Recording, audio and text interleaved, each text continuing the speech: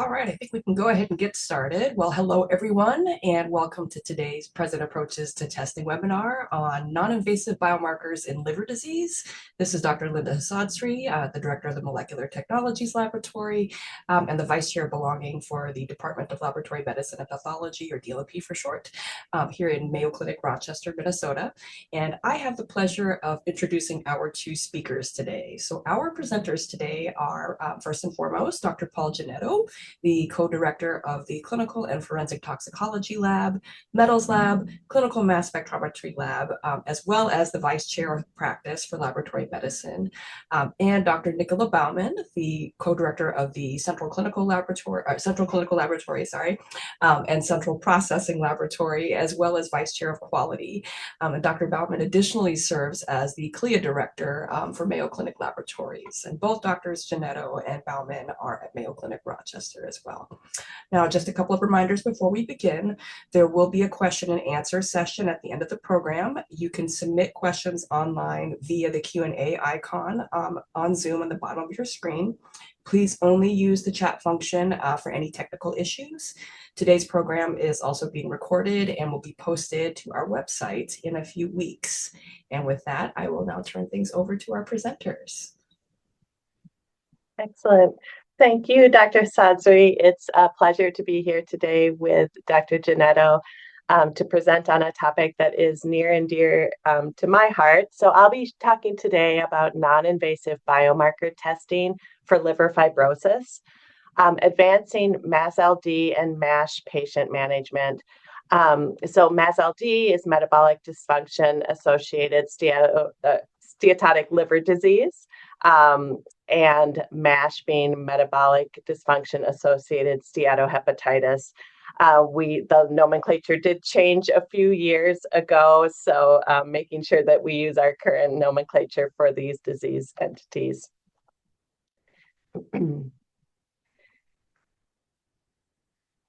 So I have one disclosure of honoraria received, and these are our learning objectives for today. So we're going to discuss the prevalence and incidence of MASLD and MASH in the U.S.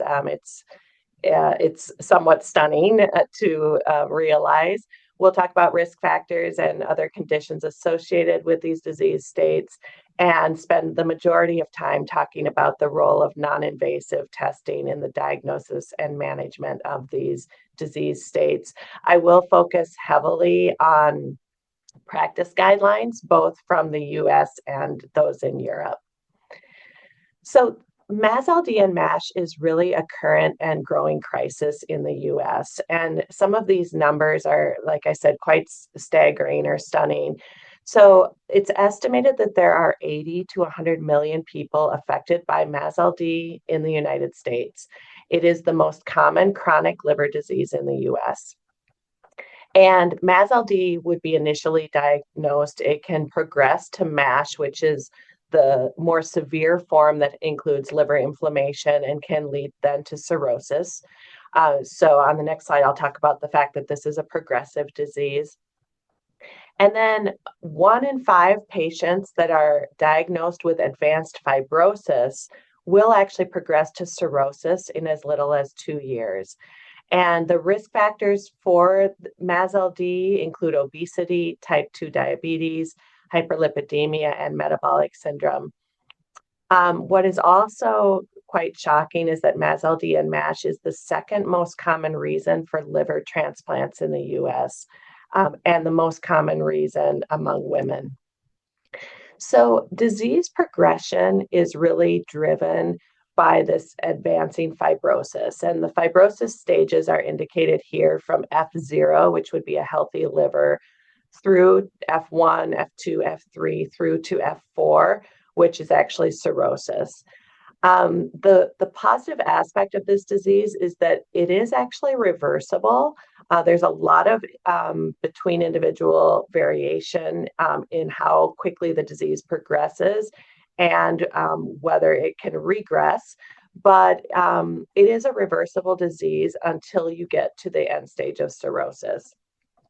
But that is why early identification and intervention including lifestyle changes and more recently, therapies and pharmaceuticals are so important because they really do improve patient outcomes.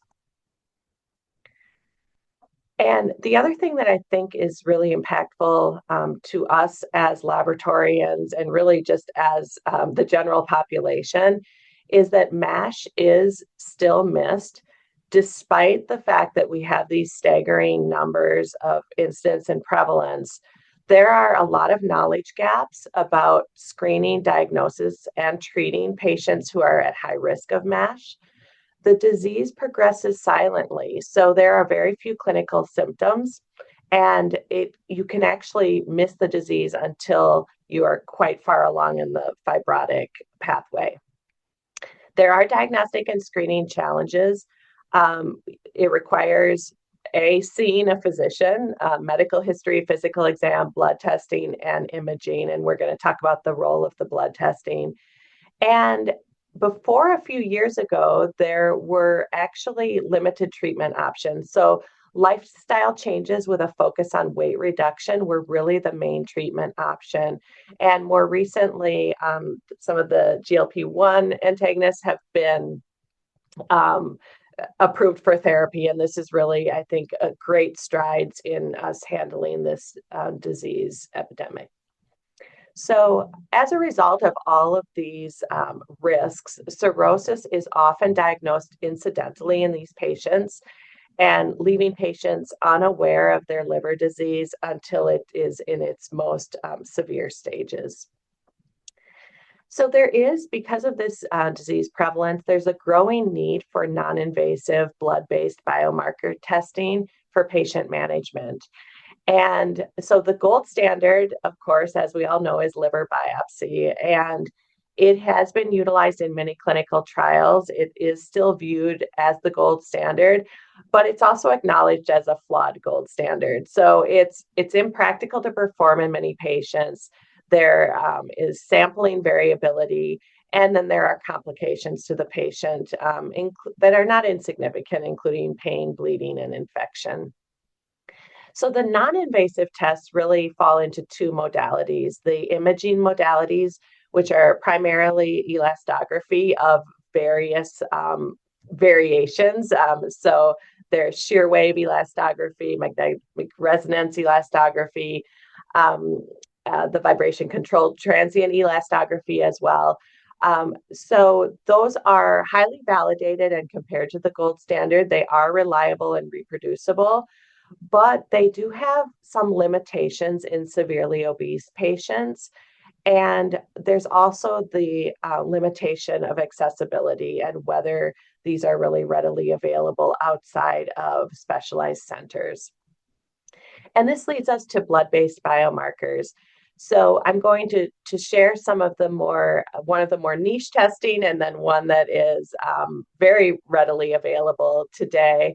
But blood-based biomarkers, they measure simple clinical parameters. They're reliable and reproducible. When coming from a quality clinical laboratory, they are more accessible and more cost-effective.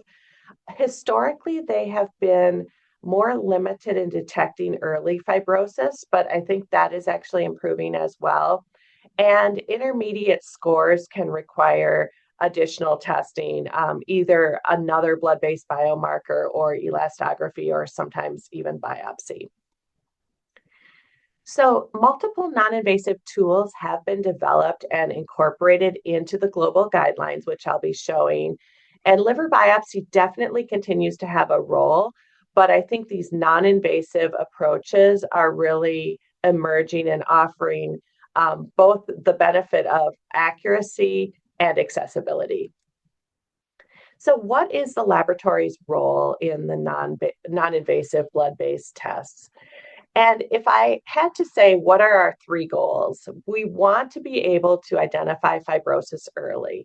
So if we can diagnose at greater than or equal to fibrosis stage 2, that allows us to have early detection, which then leads to early intervention. We can assess the risk. The patient can incorporate lifestyle changes, And there are also, as I mentioned, pharmacologic interventions. So this identification of disease early is critical. We also want to be able to rule out disease. By ruling out disease, we can educate patients about risk factors. We can also monitor to make sure that disease continues to be ruled out. And finally, I've mentioned this a few times, accessibility.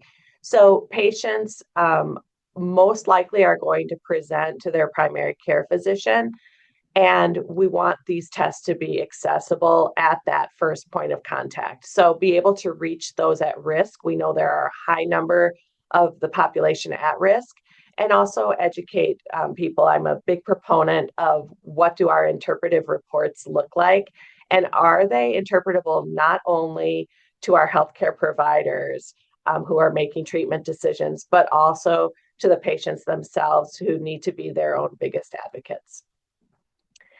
So I'm showing here two of the most common validated and commonly used blood tests for MASLD and MASH. And FIB4, many of you will be familiar with FIB4, excuse me. And FIB4, I'm calling out here because it is the test that is always mentioned in the practice guidelines. Interestingly, FIB4 contains 3 laboratory tests, so AST and ALT as liver enzymes and platelet count, and then patient age. It's calculated by the equation here. It is highly validated, lots of publications on FIB4. It's low cost because of these 3 very easily accessible lab tests that are done in most local community hospitals, and it's widely available.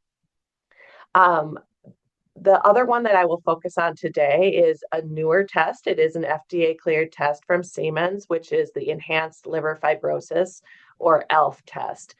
ELF consists of 3 component tests: hyaluronic acid, which I'll refer to as HA, procollagen 3 N-terminal propeptide, or P3NP, and tissue inhibitor of the metalloproteinase, or TIMP1. And I'll be using the acronyms for these 3 tests. These 3 tests make up, go into a calculation, which generates the ELF score, or the ELF test. As I mentioned, this is an FDA cleared test. It's proprietary to Siemens Healthineers, and it has high sensitivity and specificity for predicting disease progression and liver-related events. The outputs are what I really want to focus on here. There have been studies done, and I know that Dr. Alina Allen at Mayo is currently looking at this, but this actually requires clinicians to recognize the patient presenting, order these test components individually, use a calculator, and then somehow document that in the EMR. So if you look at the Swiss cheese model, there's a lot of areas where this could actually be missed. And I know Dr. Allen has looked at patients who should be, who are eligible to be screened for MASLD and MASH, often don't end up having all of this information in the electronic health record, and therefore we're losing an opportunity to screen these patients. The difference with ELF is that it's an orderable laboratory test, and it's automated. That result is available, and the interpretive information comes with a ready to understand score. So I believe that, from a health literacy perspective, that's a major advantage. So how should these tests actually be used? And I did want to, so this slide looks rather complex, and these are the American Association for the Study of Liver Diseases practice guidelines from 2023. I'm also going to show the European Association guidelines that have been published. And I'm not going to go through this whole algorithm. I have a summary slide where I kind of just compare the 2 practice guidelines. But I wanted to show the complexity of it because, as I mentioned, you have patients who are presenting to primary care, or what's important is non-specialty care. And these algorithms then have a point at which the patient should be then referred to GI or hepatology care. And what's important to recognize here is that FIB4 and ELF, so lab tests, are absolutely part of this algorithm. So FIB4 is highlighted here as primary risk assessment. ELF is highlighted here as secondary risk assessment, both in the primary care setting as well as in the hepatology care setting, where ELF actually can be diagnostic for cirrhosis at a higher cutoff. I will talk a little bit today about a test that we offer that is a proprietary test from a company called Biopredictive. That's the NASH fibro test. That is a non-invasive testing option. It's not specifically listed in practice guidelines. Biopredictive they've been great partners. We license the testing through them, where we perform all of the component tests, send the information through the cloud to Biopredictive in a secure way, and get back the scores that I'll be showing in a few minutes. And so anywhere in these guidelines where it says, at a secondary non-invasive test, NASH fibro test would absolutely be eligible for that. This is a different look, again, at the European guidelines. What I want to highlight here is, again, FIB4 is listed as this primary screening test. And again, NASH fibro test would be considered this alternative test that is part of the triaging of these patients. Very similarly, it goes from left to right of primary care, higher risk, and then hepatology referral. And ELF is also part of these guidelines as an alternative test to transient elastography. So I know I've gone through these quickly. I've included the references for these practice guidelines, and I encourage you, they're very well done. I encourage you to refer to these if you want more details. But the summary of these practice guidelines is really here, that you have in both of these guidelines a consistent first-line recommendation of using a non-invasive test like FIB4. And I'm going to show you that actually ELF could be used as this first-line test as well. And then also practice guidelines consistent between the two societies. Well, the European is a compilation of 3 societies, but that the second-line non-invasive testing is either transient elastography or the ELF test, or it could also be the NASH fibro test. So this is a closer look at both ELF and NASH fibro tests. These are the 2 differentiated tests that we offer at Mayo Clinic. And I've put here what the algorithms include, what the outputs are, so you can compare and contrast. There is also another variation here of FibroTest ActiTest, which would not be for patients with MASH or MASLD. So it's these top 2 tests. And this is what the NASH fibro test reporting looks like. As I mentioned, there are these component tests that are run, actually most of them are run in my laboratory here at Mayo Clinic. We have very high quality specifications around these results. These results and the demographics are then sent to Biopredictive. And what comes back is a FibroTest score, which is a fibrosis score of F0 to F4. A NASH test score, which is a grading of NASH, or MASH is the updated nomenclature, of N0 to N3. And then a steatotest score, which is a score of steatosis, which is given as S0 to S1 to S2, S3. So this is the reporting for the NASH fibro test. Recently, I'm very excited. We went live with the ELF testing for our internal practice, and we are rolling it out for our Mayo Clinic laboratory clients in mid-December. Very happy with ELF and what it has to offer. And I just want to show a little bit, excuse me.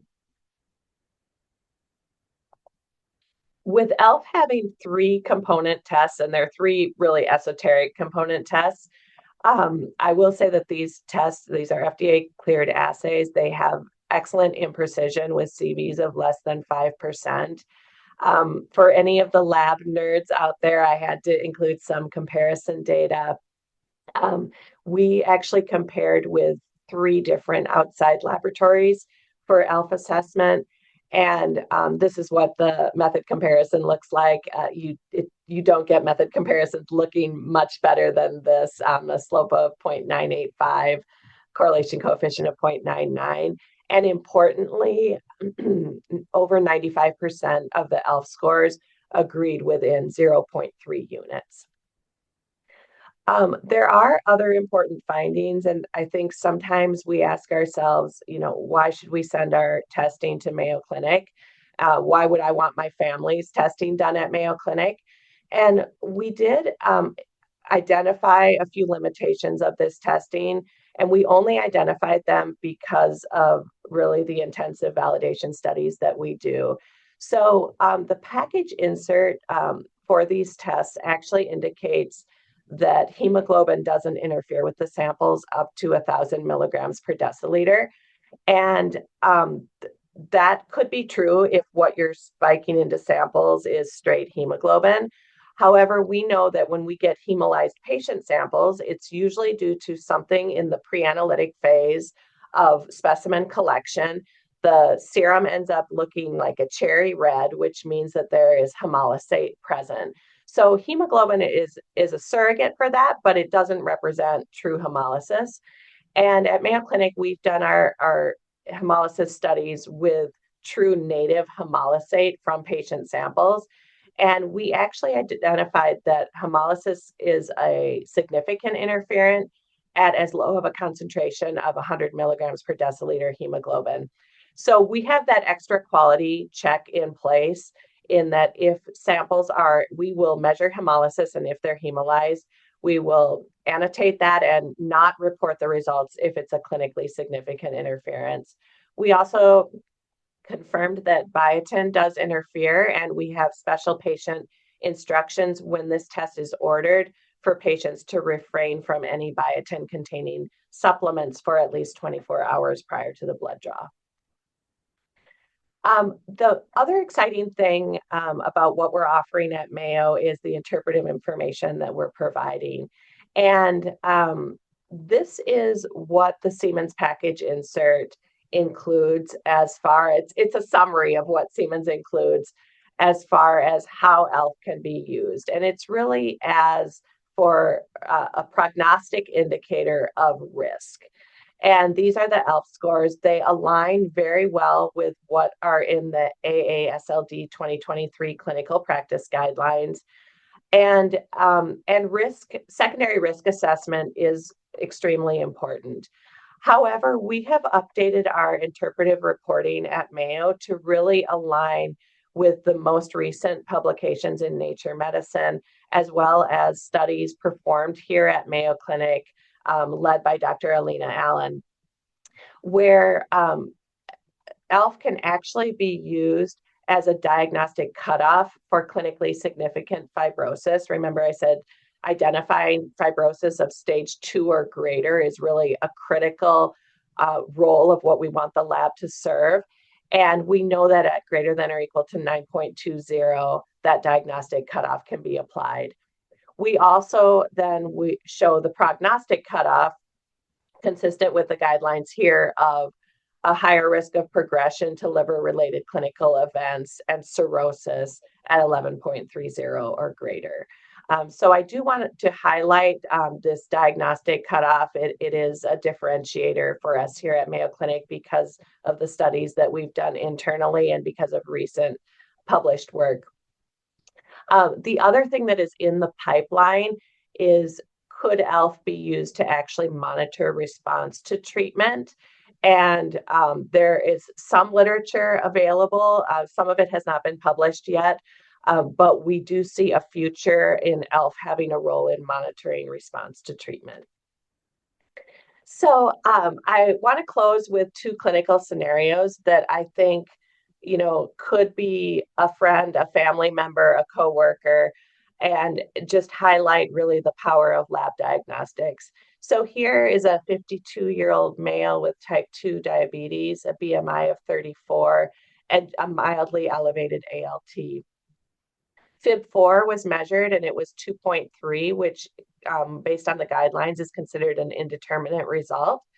ELF was then measured and it was 10.5, which indicates a high likelihood of advanced fibrosis. The patient should then, based on the guidelines, obtain VCTE, transient elastography, if available. And if the transient elastography or other imaging modality is consistent with F2 to F3 and there's no cirrhosis, this patient actually meets the label requirements for resmetirom, and no biopsy would be required. And there's actually then a pharmaceutical intervention that could actually help reverse this disease.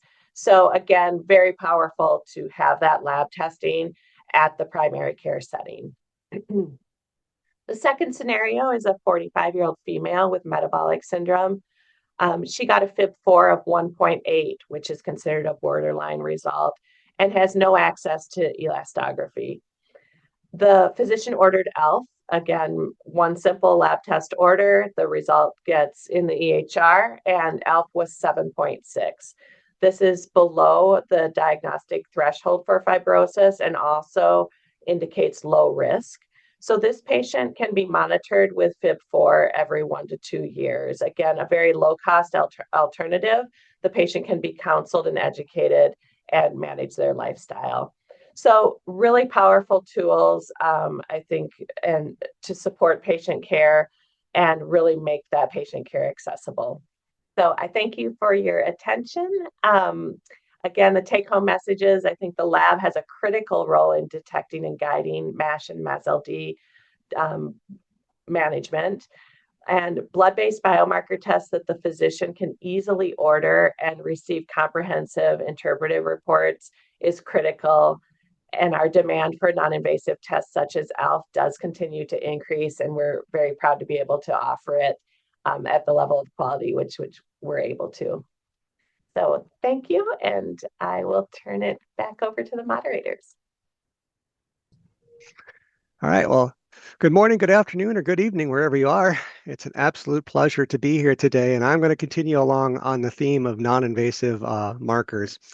I'm specifically going to be talking about non-invasive etiologic classification of steatotic liver disease using an alcohol biomarker, PEth, or phosphatidylethanol.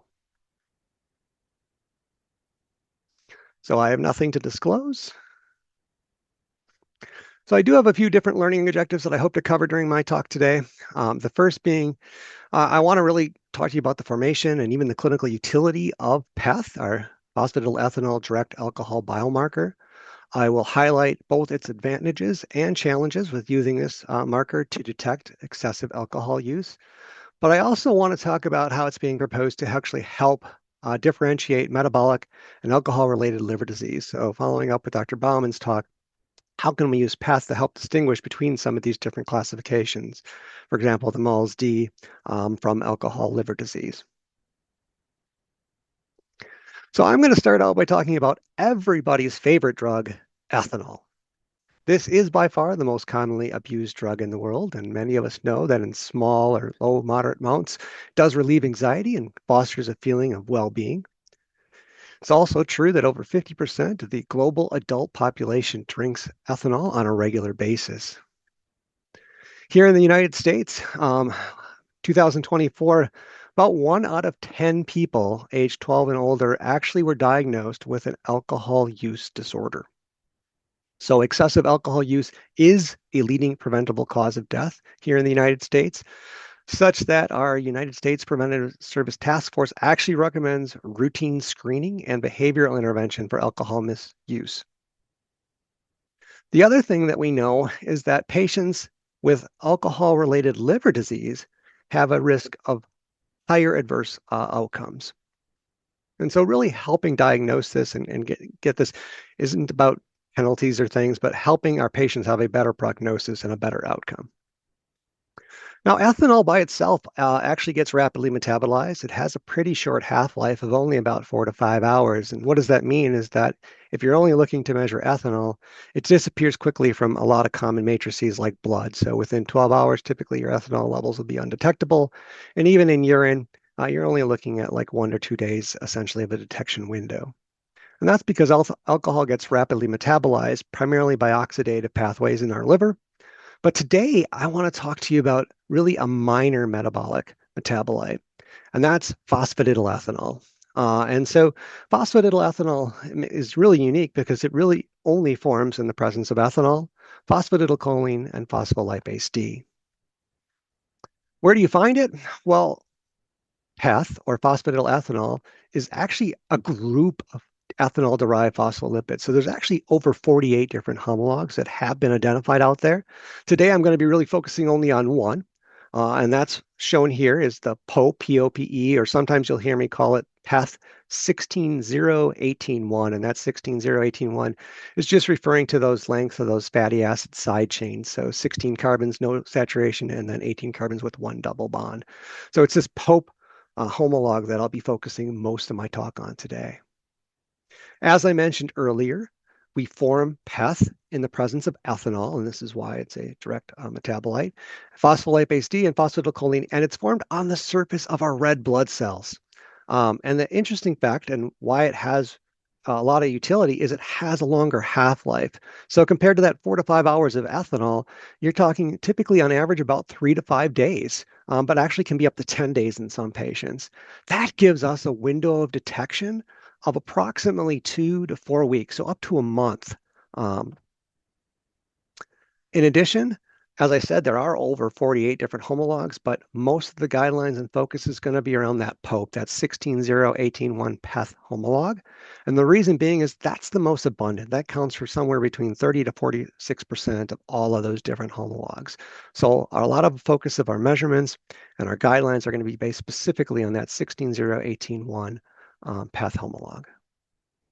Now, the great thing about this marker is that it's very sensitive, and it starts to form with single ethanol exposure or intake. You can actually start to see measurable levels in the blood as soon as 90-minute peak concentrations within 90 minutes to about 2 hours after your drinking episode. And that rate of formation correlates with your ethanol concentration.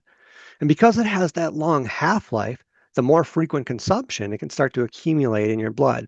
And so you can actually start to see this, why this has such powerful utility, especially with that month-long detection window. Now, PEth has a number of different advantages over both direct measurement of ethanol, but even other direct ethanol biomarkers like ethylglucuronide or ETG.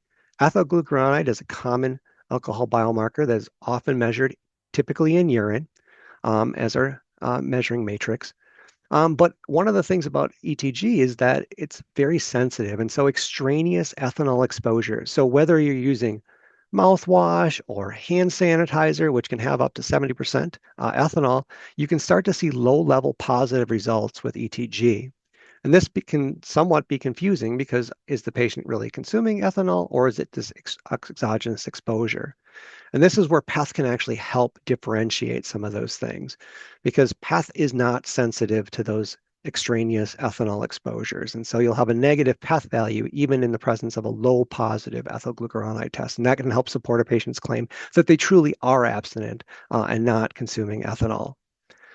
The other advantage of PEth is that even people who have, say, end-stage liver disease or even renal disease for that matter, because this marker is not dependent on formation or clearance by the liver, that it actually still has a high degree of specificity and sensitivity, even in cases of end-stage liver disease. And PEth has been shown to have better sensitivity and specificity, specifically in our transplant populations, who a lot of times will pre-screen them, specifically, especially for liver transplants, right, to make sure our patients are not and are being abstinent and not using ethanol prior to being listed and to maintain listing on the transplant list. Now, like all clinical laboratory tests, they're not perfect, and you have to understand what challenges you might have. One of those challenges is I kind of already alluded to, right, that half-life is somewhat variable, right? So the formation and clearance of PEth can vary. And as I mentioned, it can be anywhere from 4 to 10 days in healthy subjects for a half-life. So that window of detection can be anywhere from 2 weeks, in some cases for heavy drinkers, up to 6 weeks. You can still detect exposures or positive PEth results after absence because of that slight variation in its formation as well as its clearance.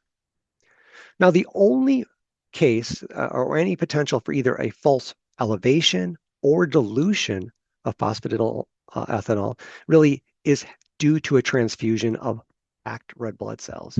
And so we've done a number of experiments that have shown that patients who don't have negative PEth values, but have had, say, 2 to 4 units of packed red blood cells transfused into them, suddenly now go from negative to positive. And that's because where is PEth? It's on the surface of the red blood cell membranes. And remember, we don't exclude blood donors based on ethanol use, especially since, again, as I started this conversation with you today, over half of the world uses ethanol on a regular basis. And so what we do find is that in our donor populations, you can sometimes have very high POP or PEth levels in those samples. And so anybody who has a transfusion, we always caution on the interpretation of the results because that positivity could be coming from that transfused unit. So how do we use this marker right now? Like I said, it's that 16-0-18-1. That POP homolog is the one that all the guidelines are focused on. And basically, there's 2 key cutoffs that we use, 20 nanograms and 200 nanograms per mil. And anything below 20 is considered to be abstinence or low alcohol consumption. All your potential extraneous exposures is going to be well below that. So it's never going to cross that 20 nanogram per mil threshold. But once you get into that mid-range, that 20 to 200 nanogram per mil, this is somebody who has moderate alcohol consumption. Okay. And when you start clearing higher than 200, this is your heavy or chronic alcohol use patient. So hopefully you've taken away that PEth is a reliable and specific indicator of ethanol consumption. It's a whole blood test. Remember, it's going to be bound to the red blood cells. It is a direct alcohol biomarker. It's only formed in the presence of ethanol. It's not formed in the presence of isopropanol, methanol, or any other alcohol. It's very specific to ethanol. As you drink more, concentrations will accumulate with increased or repeated ethanol use. Because of that longer half-life, our window of detection is much longer than, for example, ethanol by itself. And it's less susceptible to that extraneous exposure. So the people who say, I just use hand sanitizer a lot or gargle 5 times a day, all of those patients would not test positive above those 20 nanogram per mil cutoffs. The only thing you need to really be worried about is the impact of potential red blood cell transfusions. Again, because it could be transmit positive results, but also you could dilute somebody's PEth value if you had a bunch of negative units transfused. But now I want to switch gears. So how can we tie this back into the same conversation that Dr. Bauman was talking about? So steatotic liver disease classification. And this is where PEth has been shown to potentially have a future role in this. And so if you look at some of the classification schemes for steatotic liver disease, right? You have your MASLD all the way to your alcohol liver disease in different categories. But the challenge with these classifications is that it relies on accurate ethanol consumption in order to subclassify these individuals, okay? And so people aren't always honest, and it could be just because it's kind of stigmatizing to be classified as having, alcohol-related liver disease. And so whether it's unintentional or deliberate, they often underestimate their ethanol intake. And so really, how do you have an objective or specific ethanol consumption biomarker that could really substitute instead of having that oral, basically accurate self-reporting of your daily ethanol consumption? And so it turns out that a group actually did a large-based study on this, and they used PEth levels to help distinguish steatotic liver disease subgroups. And they actually showed that it even correlated with the risk of adverse liver outcomes. And so what they did is they actually took patient data from the Health Outcomes and Risk Assessment in Chronic Liver Disease. This is the Herald cohort from Sweden that had patients from 2012 to 2020. And in the final cohort, they had just over 46,000 patients. About 45% or half of them did not have steatotic liver disease. The others did. And what they did is they looked at those people who had the MASLD essentially confirmed or presumed classifications, and they had PEth levels. So that's that POP, that 16-0-18-1 homolog concentrations, and they were actually able to use those values to help subclassify them. So here the cutoffs are 35 nanograms per mil of that POP homolog and 210 nanograms per mil of that POP homolog. So anything less than 35, this was your now the MASLD group. So that metabolic dysfunction-associated steatotic liver disease group. When you got into that 35 to 210 range, that was your ALD group, so your metabolic dysfunction-associated alcohol-related liver disease. And once you got over 210, now these were your true alcohol-related liver disease. Now, the interesting thing is when they looked at that, they also saw that that directly correlated to adverse liver outcomes, and that actually phosphatidylethanol could sort of give you a hazard ratio and had a direct relationship to adverse outcomes. So what I'm hoping to show you is that PEth can be a very valuable tool, not only to detect ethanol use, but also help distinguish between that MASLD, that MET-ALD, and alcohol liver disease. And that it was also strongly associated with the risk of liver outcomes in individuals with and without known SLD. And so this group actually had some recommendations that they should start to incorporate PEth testing into routine diagnostic evaluations, not only to help enhance our knowledge, but also the underlying pathophysiology, reduce the potential for misclassifications, and improve patient outcomes, because we do know, again, we don't use, even in substance use disorders and alcohol use disorders, this marker is not used as a punitive measure, but rather a way to get our patients into addiction therapy and help, because we do know that its use is correlated with adverse outcomes. So in summary, direct ethanol biomarkers like that POP homolog or PEth 160181 can provide really an objective measure of ethanol consumption. It has an extremely high specificity and sensitivity to detect excessive ethanol use in the past month, and it's irrespective of any end-stage liver disease or even renal function. It has better sensitivity and specificity, both in pre and post-transplant patients, to provide accurate information. And as you just saw in that study, it can be a very valuable tool to help differentiate both metabolic and alcohol-related liver disease. And lastly, PEth is strongly associated with the risk of liver outcomes in individuals with and without known steatotic liver disease. And so with that, I thank you for your attention, and I'll turn it back over to our moderator for some questions. Thanks so much, Dr. Janetto and Dr. Bauman. At this time, we'd like to go ahead and take any questions from you, our audience. Again, you can submit your questions using that Q&A icon at the very bottom right of your Zoom panel. And while those are getting queued up, I'm going to go ahead and kick off, since I know that sometimes folks take a little while to type up some questions. So Dr. Bauman, if you wouldn't mind, I'd like to start with you. Question for you is, what's the single most common misuse of non-invasive fibrosis testing that you've seen thus far? Yeah, thank you, Dr. Sadsri. I think I would probably say underutilization of these non-invasive tests. And I don't know that we have a full understanding of the underutilization, but the fact that, the population impacted by MASLD and the sheer number, clearly we are missing patients and we're not detecting them early enough. And so I think having FIB4 available, 3 easy lab parameters. But in talking to our hepatologists, even here at Mayo, there's challenges because you have to get those tests ordered. You have to be able to calculate it. You have to document that somewhere. And then you have to have the conversation with the patient.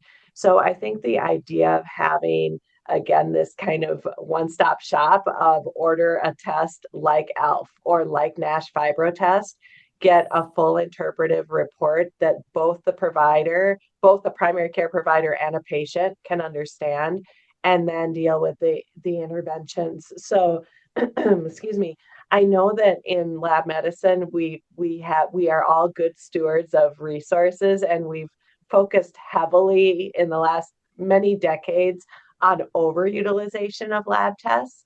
And I'm a champion of that as well.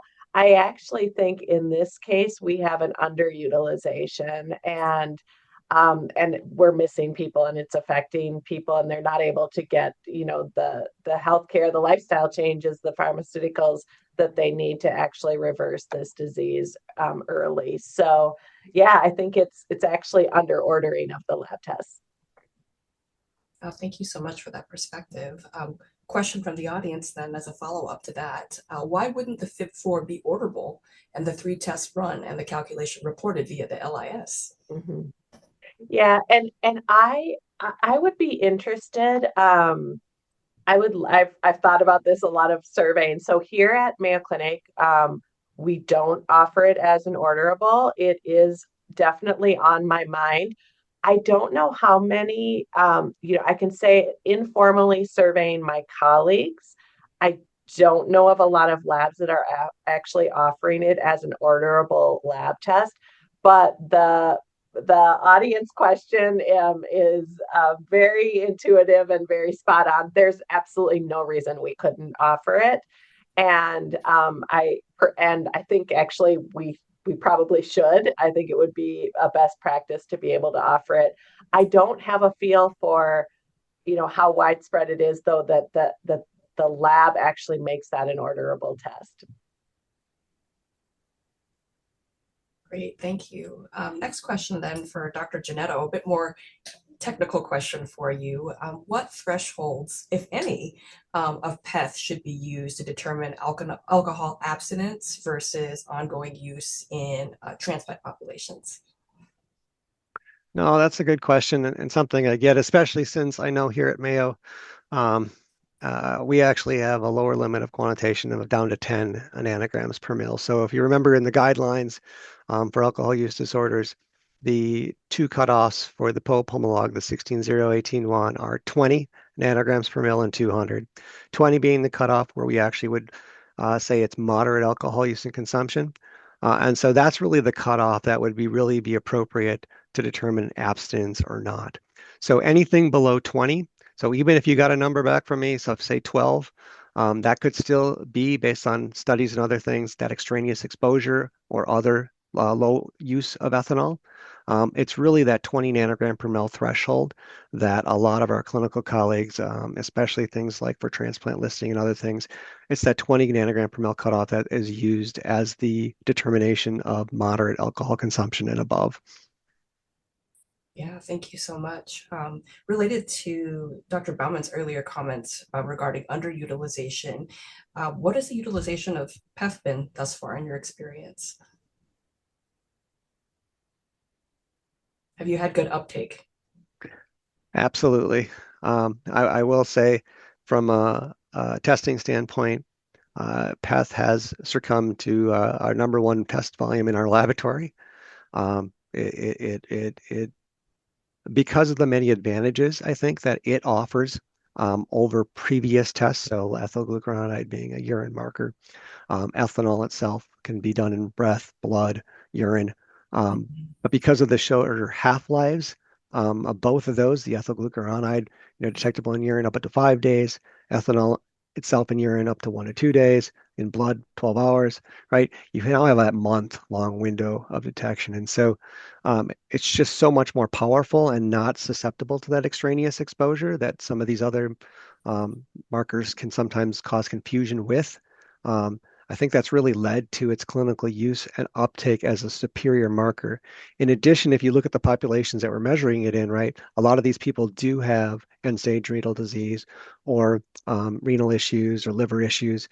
And so that by itself can also affect the clearance and detectability of some of these other ones where we see it really doesn't affect the PEth detection. And it still has a high sensitivity and specificity as a diagnostic marker. So it really has become what I will call the primary and probably the best direct ethanol marker on the that we have to offer.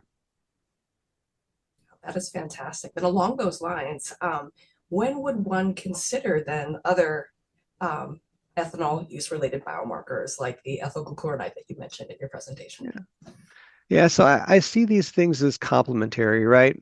There are reasons why we offer multiple tests. There are certain situations where you might use one over another, but there are times because of the long half-life. For example, if you have a patient who's positive, right? You know, based on half-life, right? If it's going to take a month for that value to decrease by half, right? The definition of a half-life, right? Having a shorter term marker in there might be able to also give positive encouragement. Because remember, a lot of times in substance use disorder, specifically alcohol use disorder, these markers are used as ways to encourage patients, to help them, reward them, and show, look, hey, you are being abstinent, but you don't necessarily get those big changes in your PEth values, right, because of the long half-life. But your ETG can go negative. So you can go from positive to negative in 5 days, right?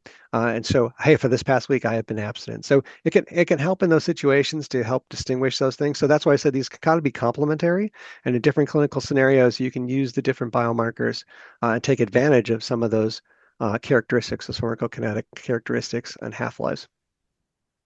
Yeah, thank you for that. In the same vein, then, Dr. Bauman, in which situations do you think that a liver biopsy is still justified, despite there being, non-invasive options available, like presented here? Yeah, excellent question. And I would refer again to the practice guidelines. I think there's a couple of trigger points, and it's crossing. My disclaimer is that I'm a lab director, not a hepatologist.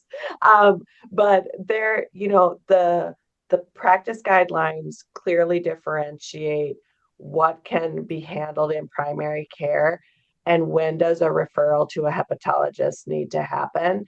And what these lab tests are doing is helping compartmentalize, can this patient still be managed in primary care, or do they need to go to a hepatologist?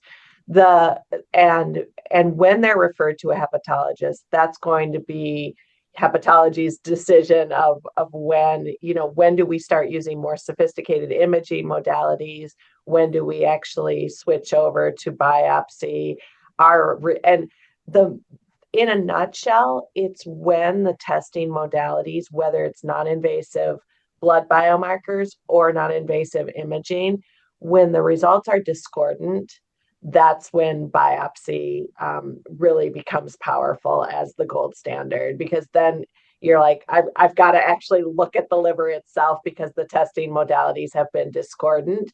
So that's the simplest answer. But I will say that the algorithms in the practice guidelines they have clear arrows of what should happen. And the referral to hepatology is going to be that first trigger point.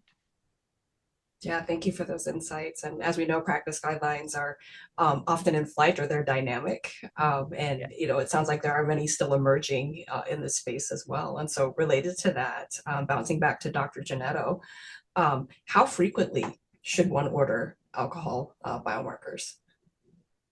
Yeah, so there's a number of different guidelines, and it really depends on the clinical scenario or use, right?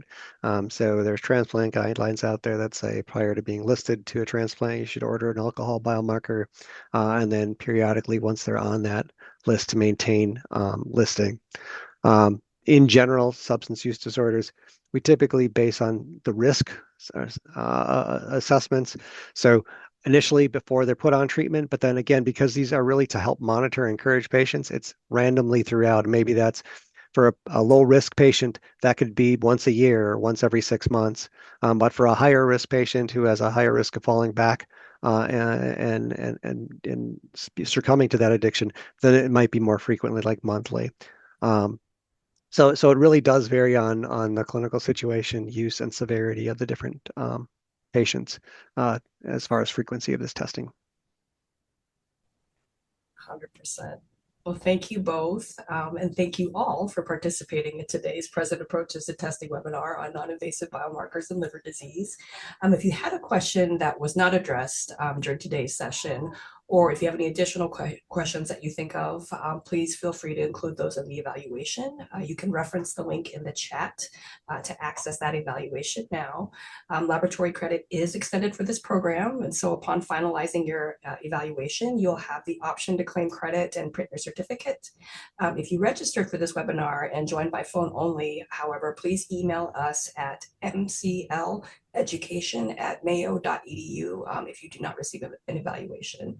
Last reminder, our program today was recorded and will be archived published on our website in a few weeks. Thanks again for joining us for today's webinar, and have a great day. Thank you for participating. Please click the button below to complete the evaluation and obtain credit.